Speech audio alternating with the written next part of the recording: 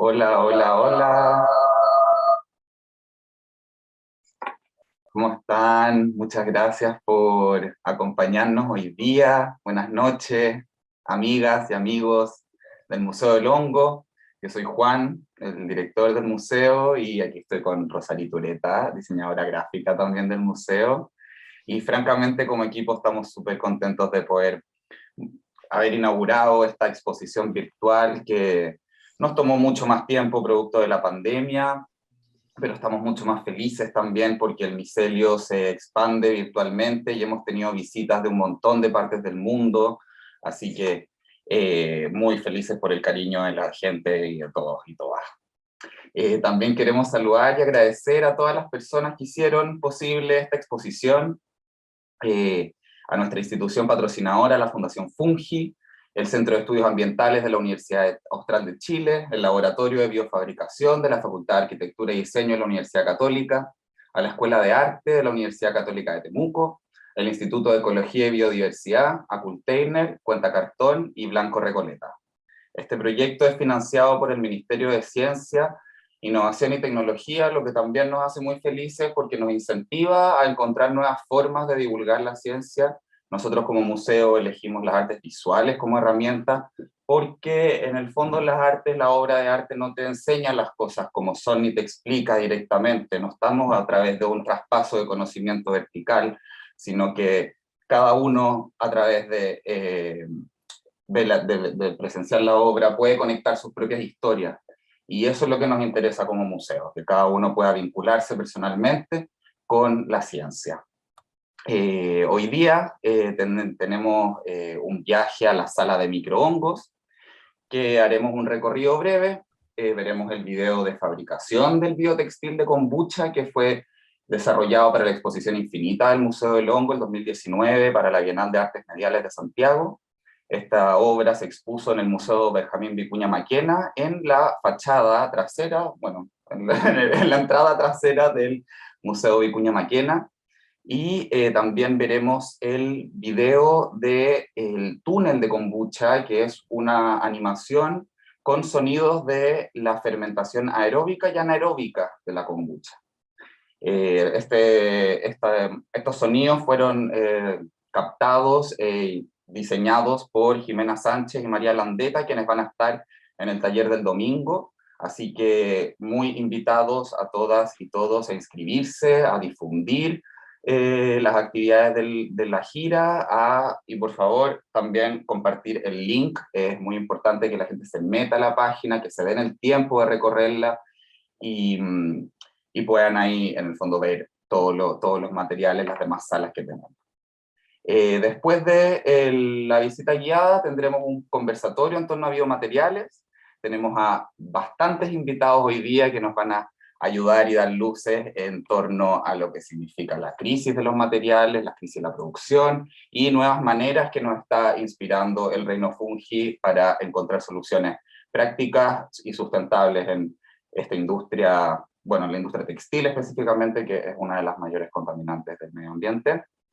Para empezar, vamos a conversar con Juana Díaz, quien creó el tapiz de macrohongos presente que está en la muestra en la sala de macrohongos, pero Juana empezó diseñando textiles para danza contemporánea a finales de los 80, ha trabajado en teatro, cine, publicidad y moda editorial, y desde el año 2000 tiene su propia línea de diseño de moda que destaca por su ejercicio de resistencia mediante el upcycling.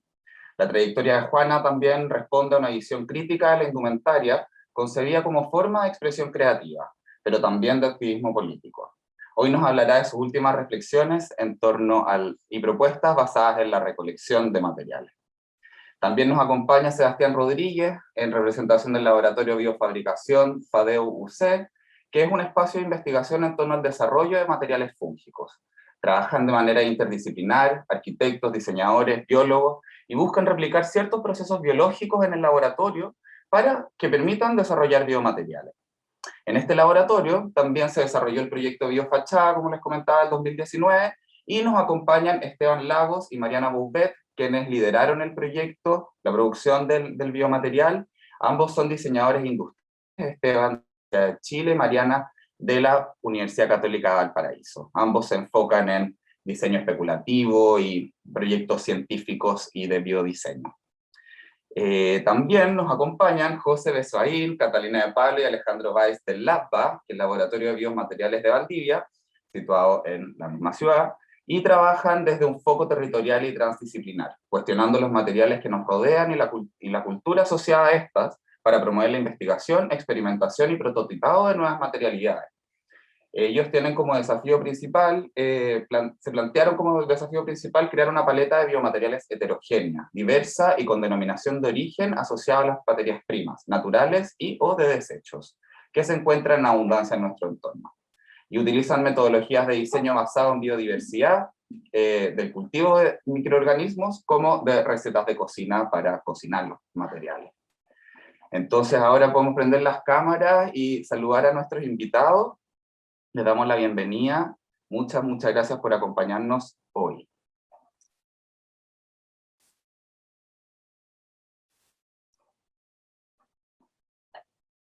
Bueno, entonces voy a empezar con la sala.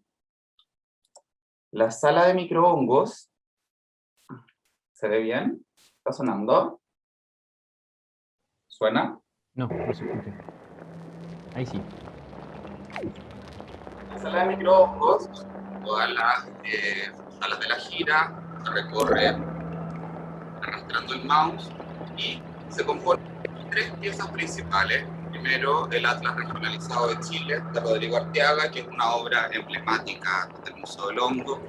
Él recreó las 15 regiones de Chile en ese momento, con hongos filamentosos, y hemos mostrado esta obra de diferentes maneras. Esta es la primera vez que mostramos la situación por detrás. Están ahí para que puedan. Y ahí las entradas para las otras salas. Vamos a ver el video de la Kombucha del 2019.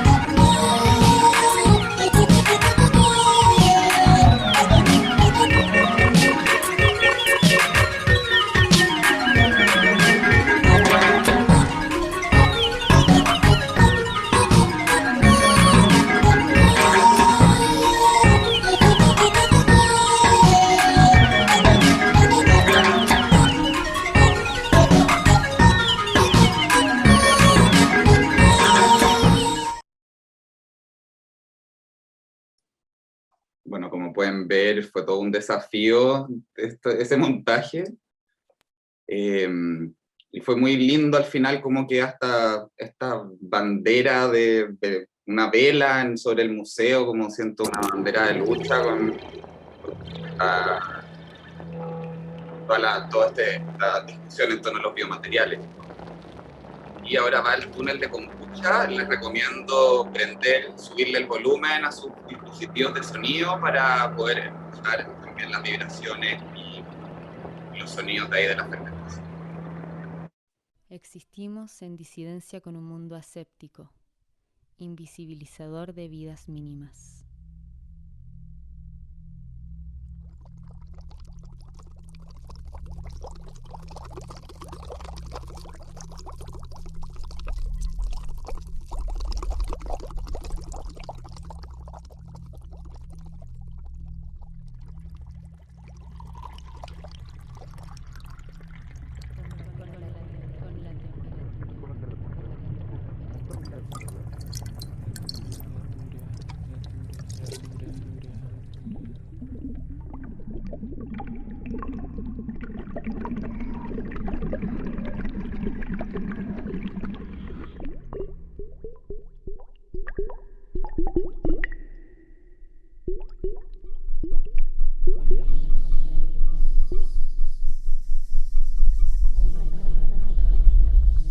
Excitaciones múltiples,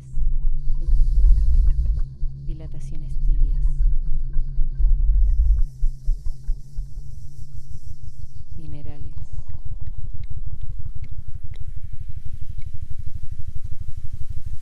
sedimento,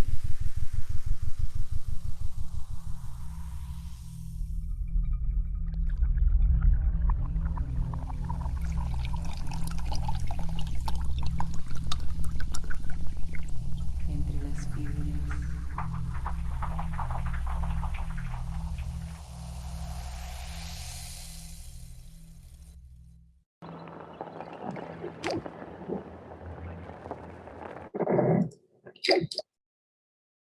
Bueno, esas son las obras de la sala microhongos. Las invito y los invito de todas maneras a revisarlas. Probablemente la transmisión de video en el Zoom igual se ve media cortadita, así que de todas maneras los invito a revisar los videos y verlos bien en la página web.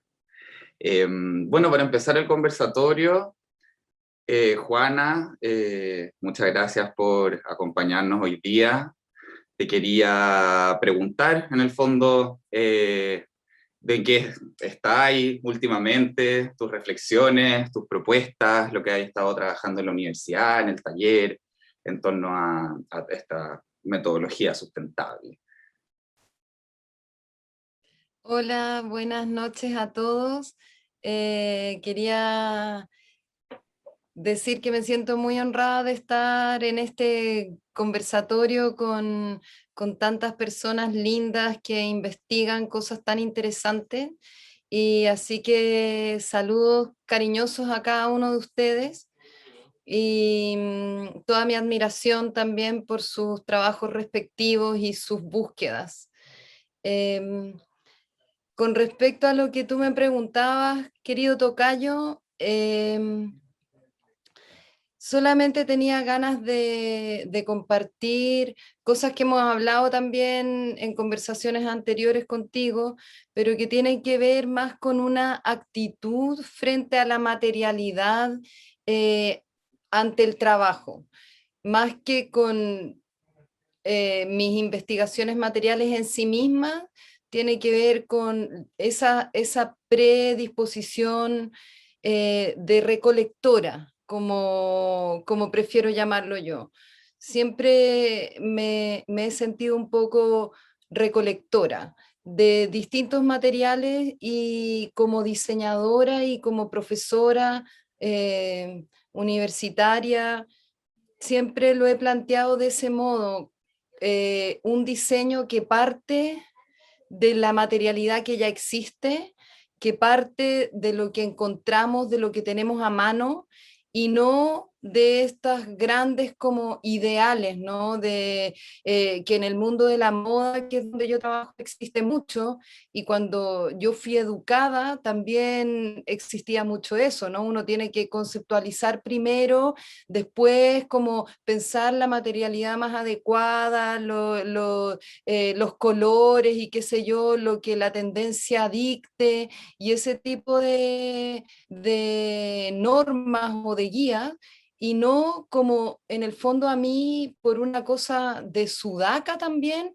me tocó siempre que era que había escasez de recursos. La escasez de recursos dictaba en el fondo el camino, y dentro de esa necesidad creativa de encontrar materialidades que fueran ricas de ser trabajadas, agradables para ser tocadas y para sentirlas en los cuerpos, que es algo tan importante para los que hacemos ropa, ¿no? La ropa va directa al cuerpo, es una segunda piel, entonces no vamos a hacer ropa con cualquier cosa que no nos guste su tacto.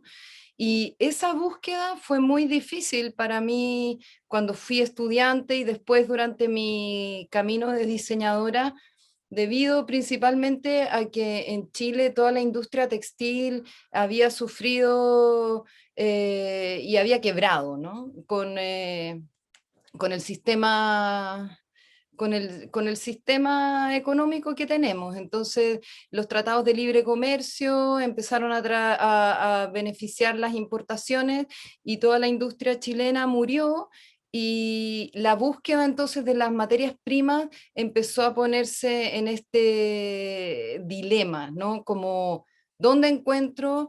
Y finalmente mi camino fue dictado por eso, y todo mi trabajo desde ese momento que fui estudiante a fines de los 80 hasta ahora ha sido así, de recolectora, buscando lo que hay, y cada vez más usando pedazos más pequeños de restos. O sea, empecé usando los restos de la industria textil chilena, pero después empecé a usar los restos de mi propia producción, los restos de mi propia producción, los restos de la producción de otros diseñadores que me guardaban sus retazos, y finalmente, no sé, las telas del futuro, por ejemplo, y todos los materiales que están involucrados en el tapiz que está ahora expuesto en el Museo del Hongo, son todos restos que cada uno tiene su historia y su camino, y que han ido llegando y finalmente han sido clasificados, guardados en distintas cajitas y codificados de tal manera que no sea una locura poder acceder a ellos, ¿no? Eh, pero, pero eso, eh, junto a una anécdota muy particular de mi vida personal que se las voy a relatar rápidamente. Yo fui madre más o menos vieja de mi segundo hijo, lo tuve a los 42, y cuando él estaba ya pequeñito, o sea, pequeñito, pero ya en edad de hablar, me di cuenta que cuando yo le decía que iba a salir, él me preguntaba si yo iba a ir a comprar. Y ahí eso me hizo reflexionar mucho, porque en el fondo me di cuenta que muchos de nuestros diálogos de madre e hija, de padres, hijo, en esa tan tierna y temprana edad, eh, tenían que ver con ir a comprar, con el verbo comprar, ¿no? Y me dolió mucho darme cuenta que su primera como aproximación a la vida social, al salir del útero del hogar, a investigar el mundo, tuviese que ver con eso, ¿no? Con algo tan abstracto para un niño como comprar, pero que ese verbo estaba cruzando toda su existencia y toda nuestra existencia. Entonces, empecé a aplicar el no mencionar ese verbo y cambiarlo por otro, ¿no? Como voy a ir a buscar pan, vamos a ir a encontrar tal cosa, o vamos a salir a dar una vuelta y a ver si no sé, si pillamos lo que nos hace falta, no importaba, pero tratar de no mencionar tanto ese verbo. Y eso me llevó a practicar una revisión muy exhaustiva de qué es lo que uno compra, por qué uno compra, cuánto compra, etcétera, ¿no? La práctica de esa acción. Y finalmente lo llevé a mis clases como profesora y haciendo clases de taller de diseño, que es como el taller más importante de las carreras de diseño, donde los chiquillos como que desarrollan sus proyectos creativos, sus colecciones, tienen que conceptualizar, elaborar sus ideas y profundizar esas ideas. Mi ley y regla número 1 por la que me fui haciendo conocida entre los estudiantes a la larga fue que no se podía comprar, estaba prohibido comprar para mi ramo. Entonces, lo que yo hacía es que ellos tenían que hacer todos los trabajos de diseño igual, pero con esa exigencia. Ellos no podían comprar. Y por lo tanto, empezamos a tener que hincarle el diente a los proyectos desde otro lugar, ¿no? Había que hacer un análisis de cuáles eran los materiales que tenían disponibles. O sea, ordena tu taller, clasifica todos esos restos que ha ido acumulando durante los 5 años de carrera previos o los 5 semestres, no sé cuánto eran, mide esas cantidades, ordena como tu inventario, hazme un muestrario, un inventario de materiales con esas medidas, sepáralos por colores, qué sé yo, y organízate para ver ¿cómo haces coincidir tu idea, tus ganas creativas con esta materialidad que existe?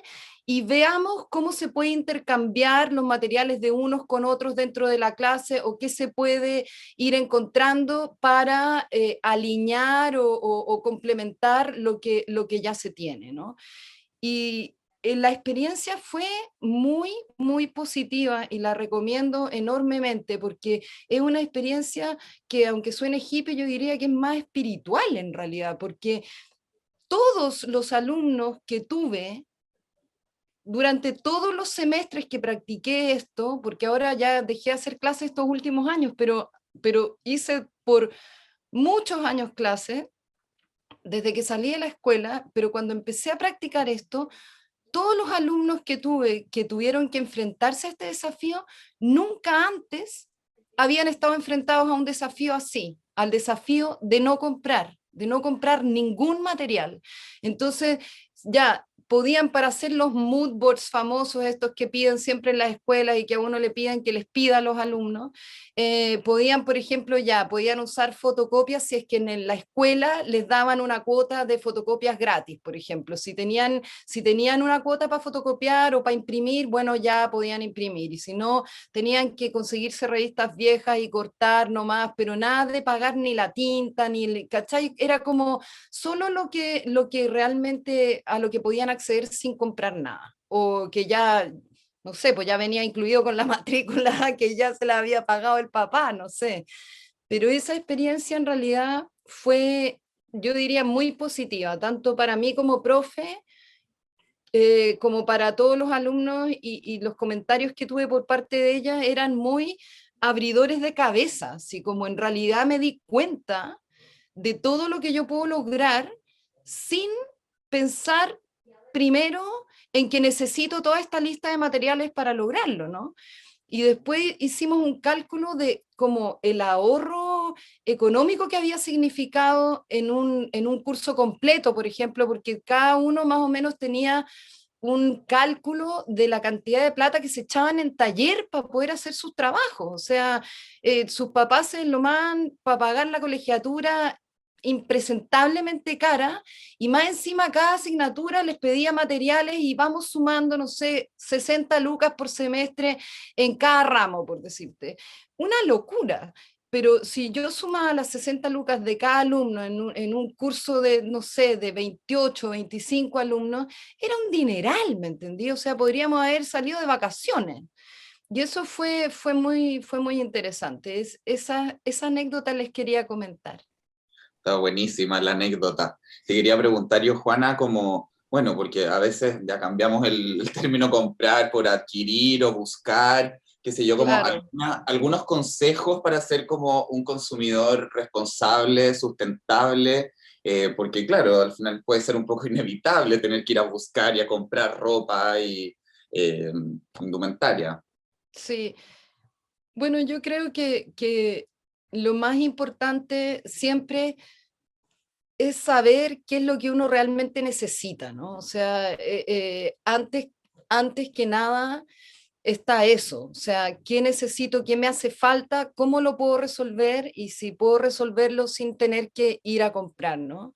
Después hay algunos tips que yo como diseñadora de moda tengo y que, por ejemplo, incluso lo he usado como hashtag en redes sociales, evita el mall a toda costa. O sea, esos como templos del consumo, si uno puede no ir, yo al menos lo recomiendo, porque al menos para mí la experiencia es muy desagradable ya para empezar, y es una experiencia y es un lugar que está construido para eso, ¿no? Que está hecho, ese es el único objetivo que tiene finalmente. Entonces, si uno puede como eludir esas trampas del sistema y darse permiso para no estar en contacto como con toda esa locura, vorágine del consumo, ¿no? De transformarse en un ser que uno es solo consumismo, consumista,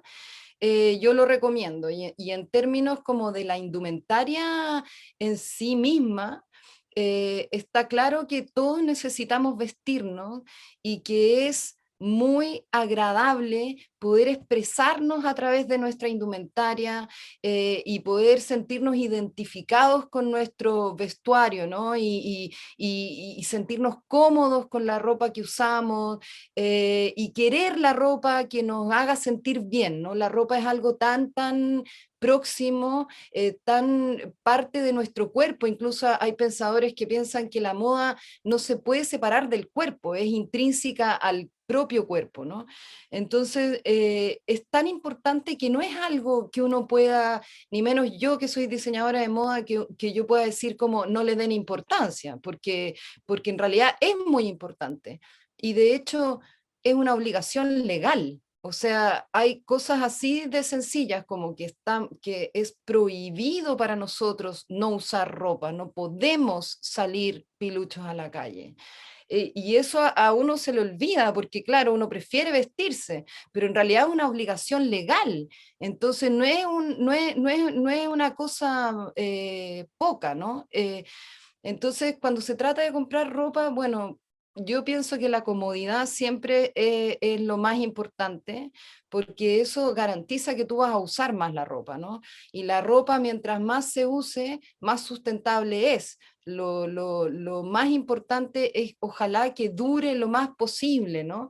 Entonces, es muy importante cuando uno hace esa elección de compra, buscar algo que uno realmente sepa que va a poder usar lo más posible. Y ahí entra en juego la calidad del producto, la materialidad del producto, de la prenda, ¿no? Como que esté lo mejor hecha posible para que te permita usarla lo más posible y no se desarme antes de las ganas que tú tenés de seguir usándola, ¿no? Y después el gran acto revolucionario de remendar. El reparar es algo que tenemos que reconquistar, que tenemos que volver a practicar, que tenemos que querer y que tenemos que revalorar estéticamente también.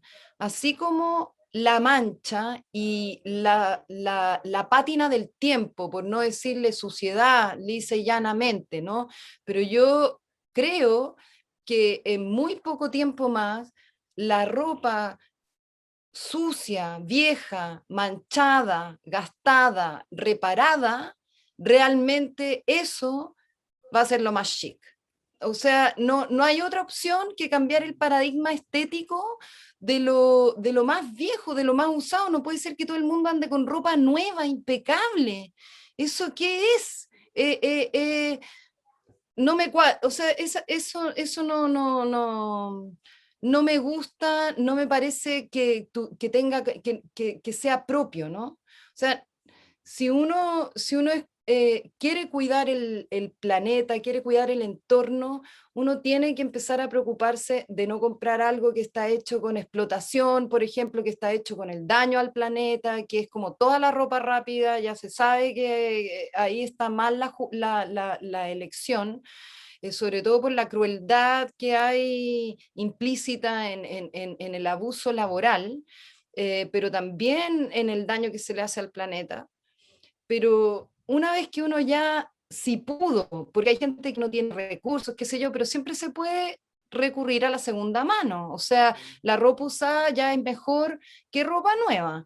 Y así vamos de a poco, pero o sea, tengamos menos cosas, usémoslas por más tiempo, reparémoslas más, después intercambiémoslas, hagamos como esas prácticas que en realidad no son comprar, ¿no? Eso es como si te aburriste o te quedó chico, lo puedes intercambiar con algún amigo por otra cosa, y así, ¿no? Son cosas que me imagino que muchos de ustedes ya saben y practican, pero ya que me lo preguntas, Sí, pues aquí tenemos un grupo humano que está tratando de buscar soluciones y como, o sea, ya más allá de ir a la segunda mano, hasta creciendo los propios materiales en una cocinilla o en un laboratorio.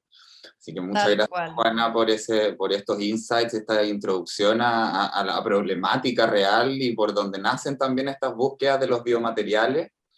Quería seguir en ese sentido con Esteban y Mariana, si nos pueden contar un poco más del biotextil, de la biofachada que hicimos en 2019, qué es la kombucha, quizás algunas personas, yo no lo quise explicar para que lo explicaran ustedes, pero para que nos cuenten un poco más y si, bueno, y en lo que están también sus últimos descubrimientos, investigaciones en torno a biotextiles que se estén efectivamente utilizando en indumentaria. Se ha visto el cuero de micelio, qué sé yo, el SCOBY de kombucha. A ver si Mariana podría empezar tú. Hola, ¿qué tal? ¿Cómo están?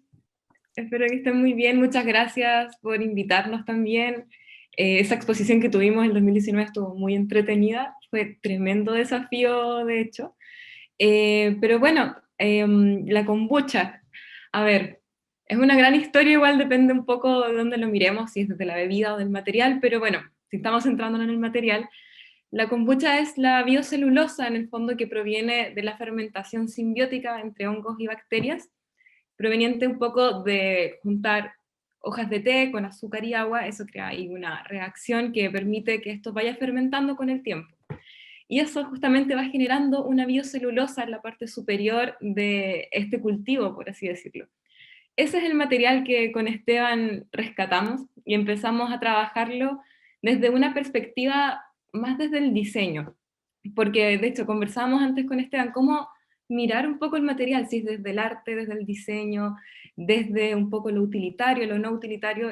Es algo como un poco complejo como de empezar a pensar, pero claro, nosotros nos empezamos a acercar un poco desde la experimentación, en un primer comienzo, ver cómo podríamos acercarnos a esto para deshidratarlo, si se ocupaba mojado o había que deshidratarlo. Eran muchos procesos que tenía que pasar este material para empezar recién a pensar qué íbamos a hacer para la muestra.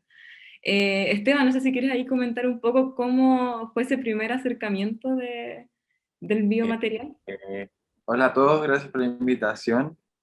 Como decía Mariana, el proyecto fue como súper intenso igual, y el proyecto salió adelante como en base a la experimentación, como el ser un poco busquilla y querer ir un poco más allá de lo que ya sabíamos, de lo que ya estaba como escrito en tesis, en libros de investigación, y probar por nuestro lado como qué es lo que realmente se puede hacer con el material, que básicamente era como generar este biotextil. Y como en relación a Juana anteriormente, que me hizo recordar mucho una parte del proceso con el tema de reparar, como el no utilizar tanto. Una de las cosas que más nos sorprendió como con el propio material que se mostraba en el video tiene que ver como con esta capacidad y esta como diversidad de opciones que presenta el material, porque nos sorprendió mucho que en el estado que estuviese se podía ser cocido, si estaba recién como cosechado, por decirlo así, podía ser reparado por sí mismo como con otro trozo de él,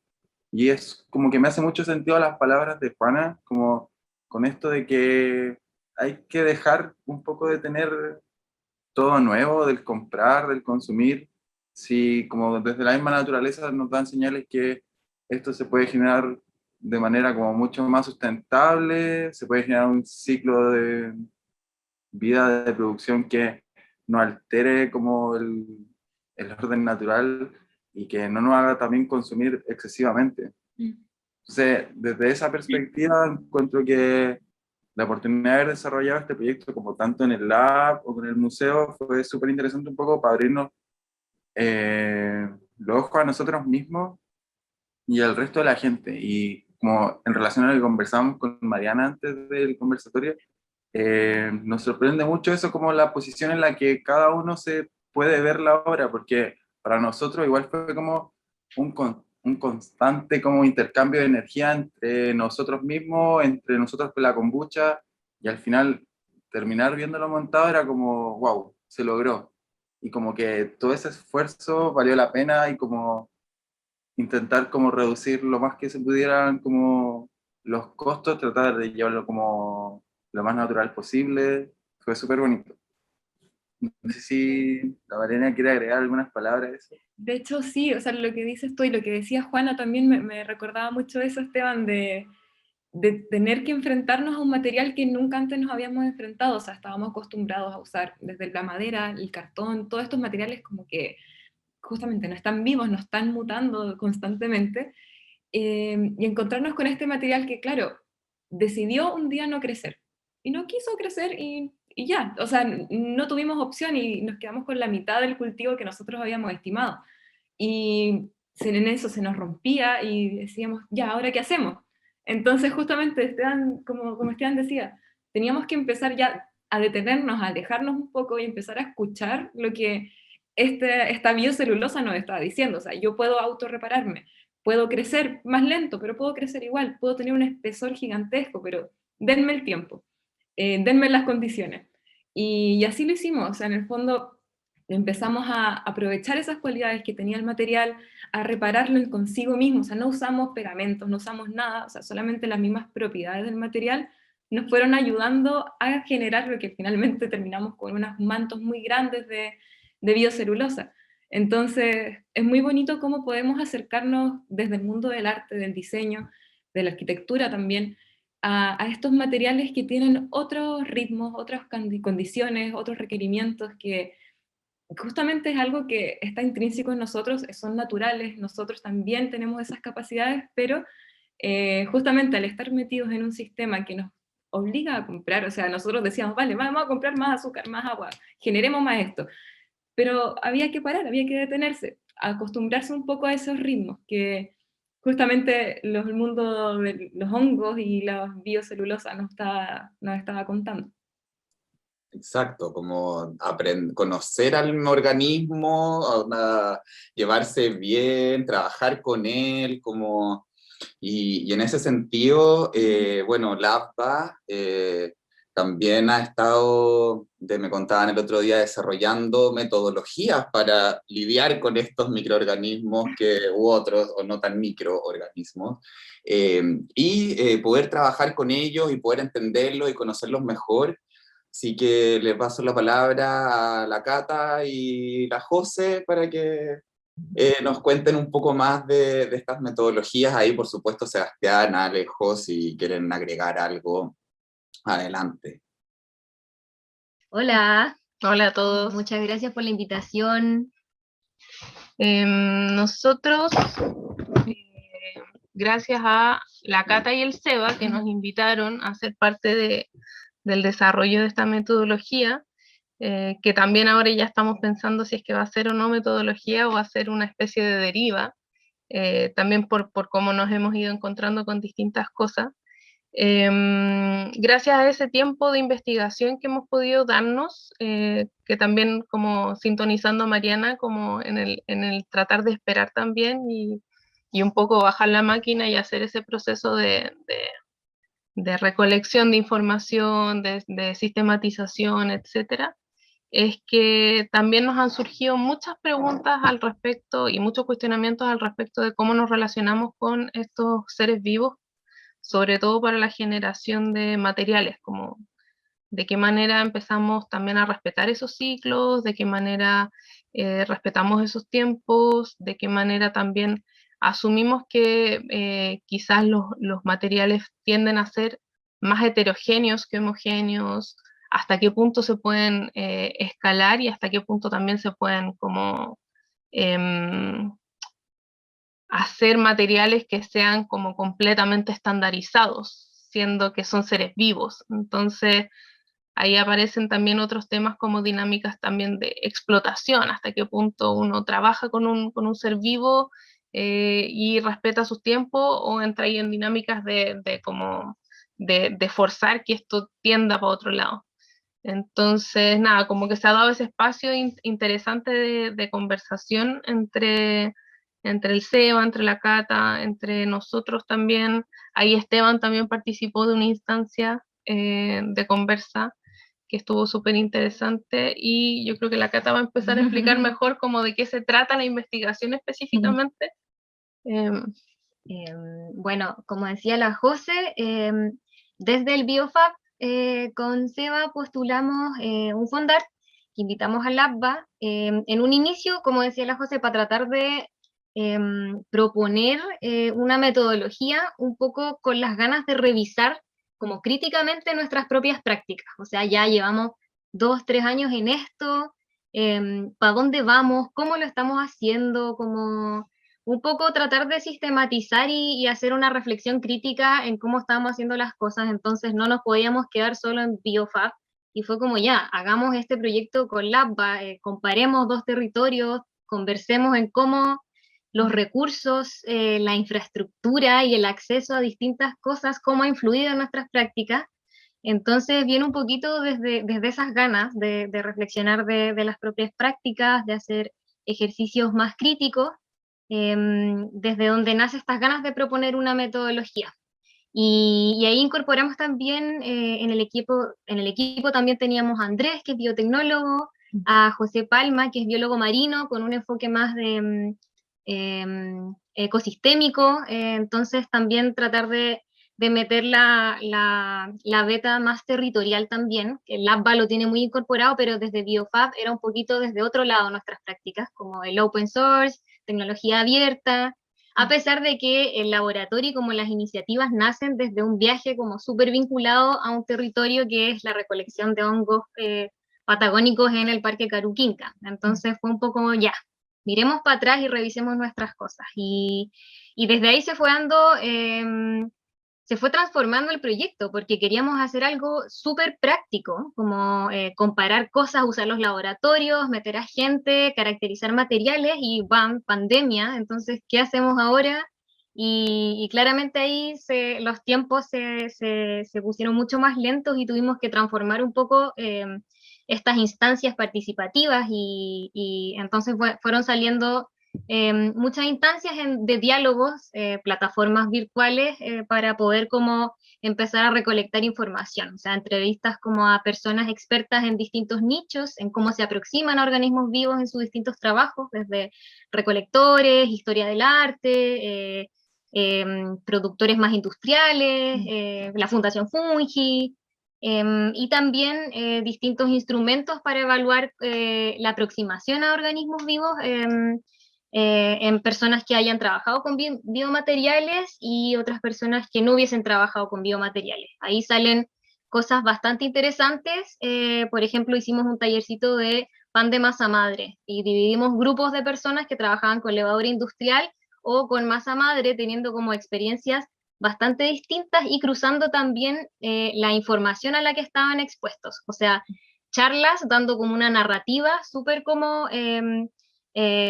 súper profunda sobre como los organismos vivos, la masa madre que es, y otros que hicieron el mismo proceso sin la charla, sin esa narrativa. Entonces después hicimos con distintas encuestas cómo influía no solo la experiencia, sino el tipo de organismo con el que te relacionas y la narrativa, la información que recibes. Entonces vimos que variaba mucho cómo era el feedback de las personas, cómo se enriquecían, cómo estaban dispuestos a seguir trabajando dependiendo de la información y el tipo de organismo con el cual trabajaron.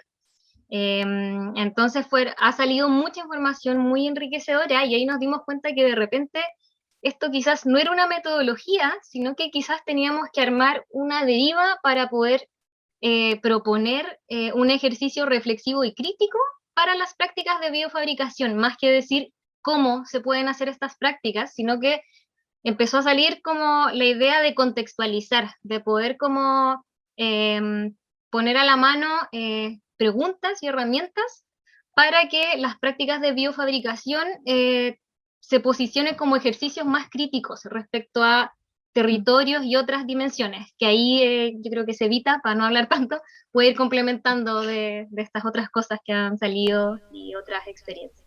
Sí. Bueno, gracias por la invitación a este conversatorio y como comentaba la Josi y la Cata,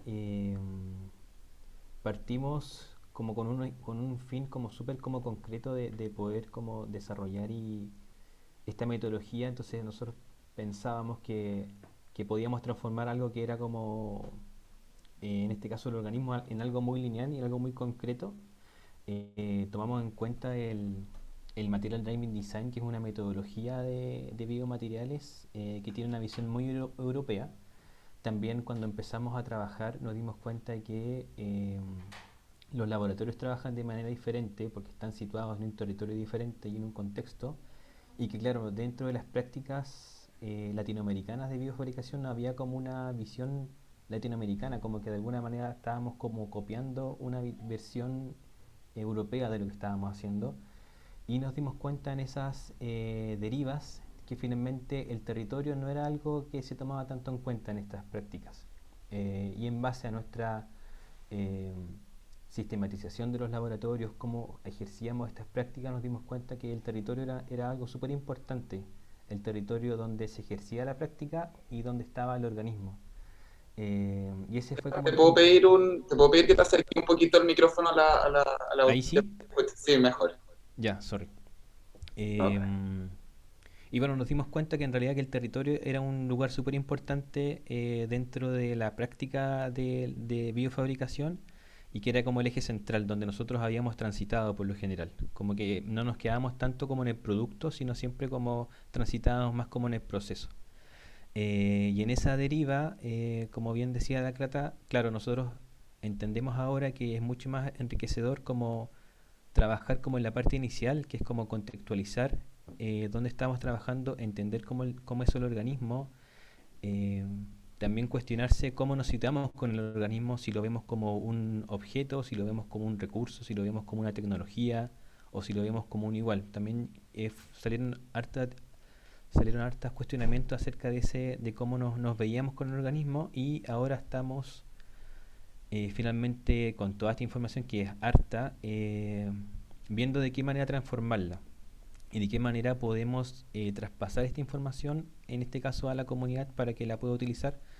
Estamos trabajando en poder hacer una plataforma que te permita derivar en toda la investigación que hicimos, y estamos trabajando en un instrumento, que el instrumento se va a situar en el territorio. O sea, van a haber ciertas preguntas y ejercicios para que en este caso los que les interese utilizarla puedan como reconocer el territorio y entender de dónde proviene el organismo. Y este territorio también entendemos que no necesariamente tiene que ser un territorio natural, puede ser un territorio urbano, puede ser un territorio rural. Entonces también como que ampliamos y tampoco no dejamos de lado como este romanticismo quizás por el territorio natural, y identificamos que también en el territorio urbano pueden haber como experiencias enriquecedoras para este tipo de prácticas.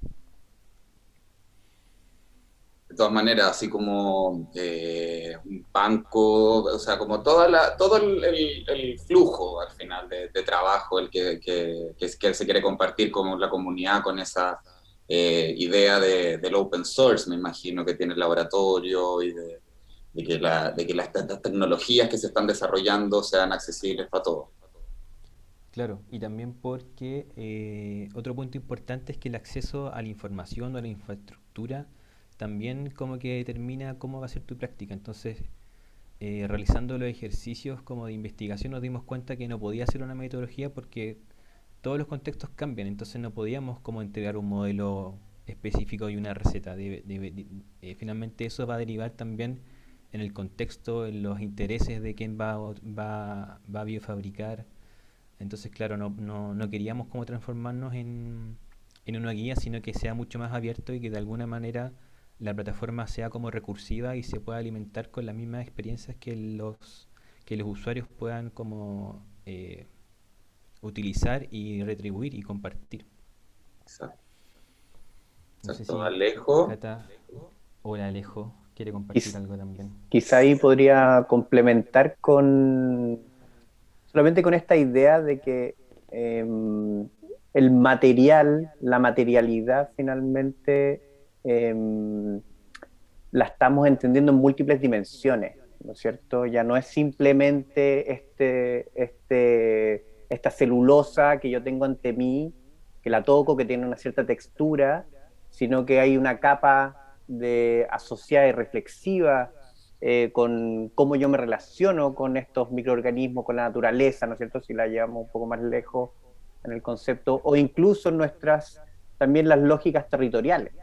Entonces, el material es la excusa perfecta para empezar a hablar de esas otras dimensiones y cómo se van cruzando. Entonces, la metodología que están hablando es muy interesante cómo cruza eso, ¿no es cierto? La experiencia que uno tiene personal en un territorio específico con una comunidad biológica o con una naturaleza antrópica específica. Entonces, esas experiencias finalmente también van a terminar de construir y ser reflejo de una mirada de cómo nosotros nos estamos planteando la materialidad y la forma de construir nuestro entorno. Y yo creo que esa parte reflexiva, junto con la parte práctica de hacer materiales, es lo bonito que se está generando, por lo menos en la práctica de estos dos laboratorios y con muchas otras experimentaciones que se están dando en distintas partes de Latinoamérica.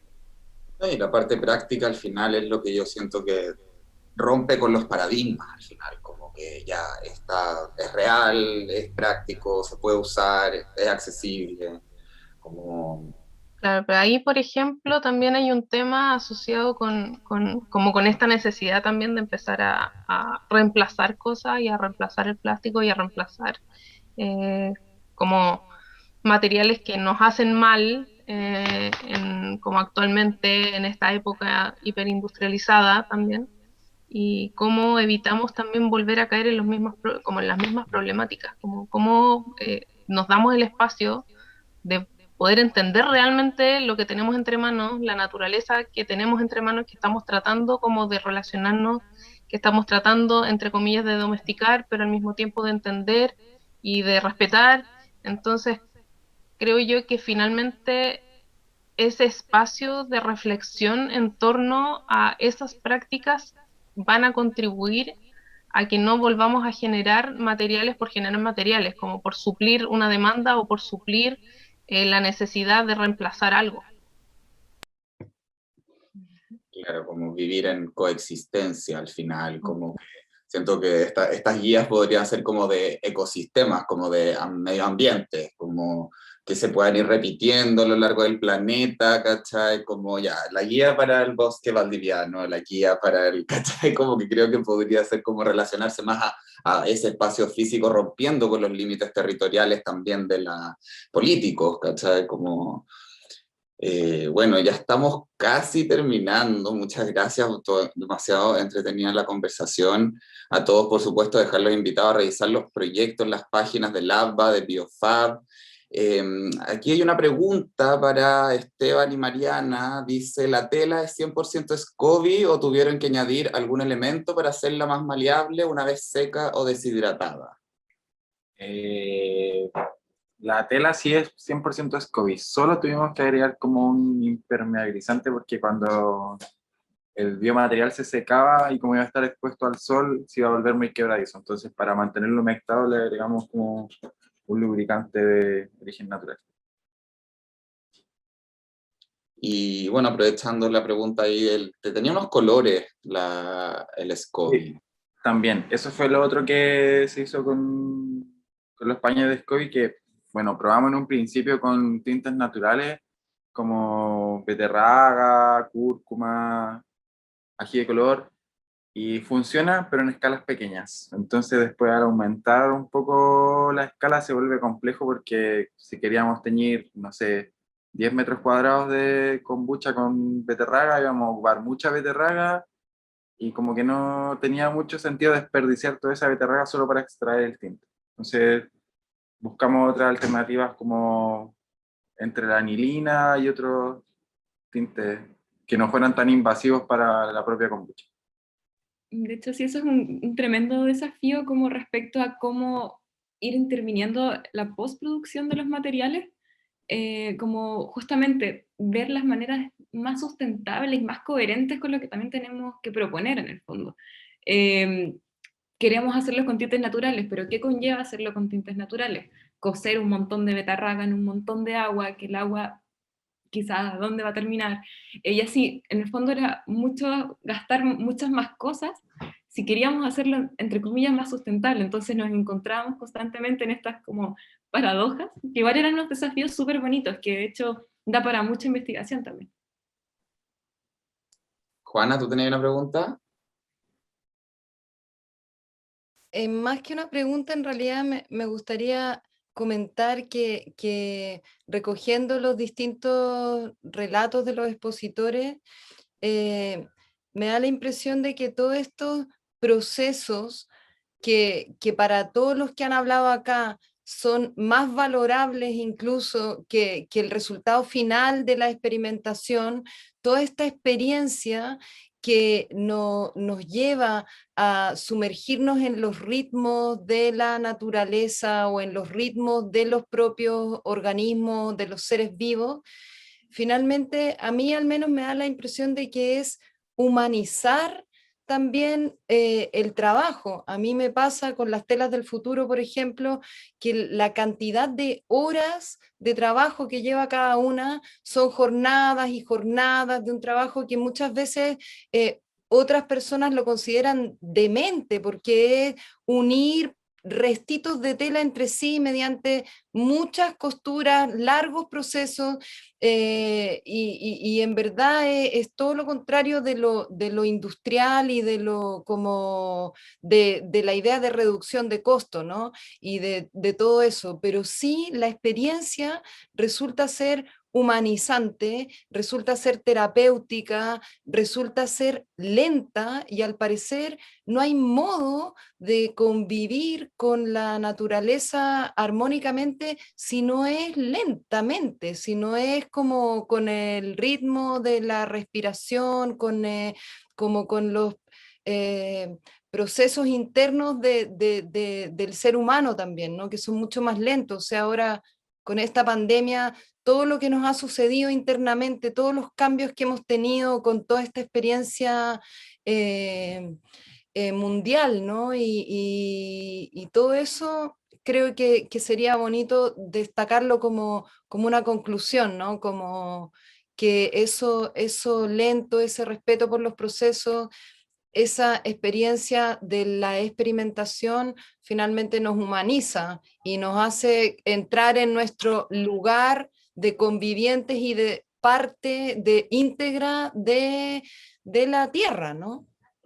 Y nos recuerda que somos parte de la tierra y no como externos o qué sé yo, consumidores de ella, en el fondo. Sí, me parece muy adecuada la conclusión. También me hace recordar a estos conceptos del tiempo griegos, que por una parte está el cronos, que es el tiempo así como medible, los días, las semanas, y por otro lado está el kairos, que es el tiempo del proceso intrínseco de lo que toma la naturaleza. Entonces, como quizás para reflexionar durante el fin de semana largo, pensar en el Kairos y que claro, hay que respetar los tiempos de la naturaleza y bueno, yo creo que toda esta ansiedad porque las cosas pasen rápido nos tiene hoy día en esta situación, en esta crisis ecosocial, pero bueno, yo creo que a todos aquí el hongo nos llena de esperanza y al final nos enamoramos y nos obsesionamos con esto porque trae esa cuota de poder ver el futuro como algo que, o sea, puede ser sustentable y que existen caminos. Así que, bueno, muchísimas gracias a todos y a todas por estar aquí. De verdad, encuentro que estuvo demasiado entretenida toda la conversación. Gracias por la Gracias, invitación. muchas Sí, muchas gracias, gracias. Juan. Aprendan Gracias. Gracias. Que estén muy bien. Gracias, amores. Estuvo muy bonito. Nos vemos. Sí, Muchas estuvo gracias. bonito. ¿Cómo quiero poner una? Que estén muy bien. Cariños a todos. Hola, chao. Chao. Que estén súper bien, que tengan buen fin de semana, Igual, que estamos descansen. hablando. Disfruten. Igual. No sé cómo foto. Yo saqué.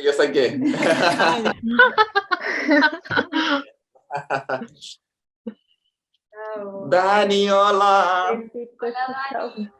Chao, chicos. Chaito. Gracias por la invitación. Muchas gracias. Se Gracias. pasaron. Chao, Pauli. Chao, Pauli. Gracias.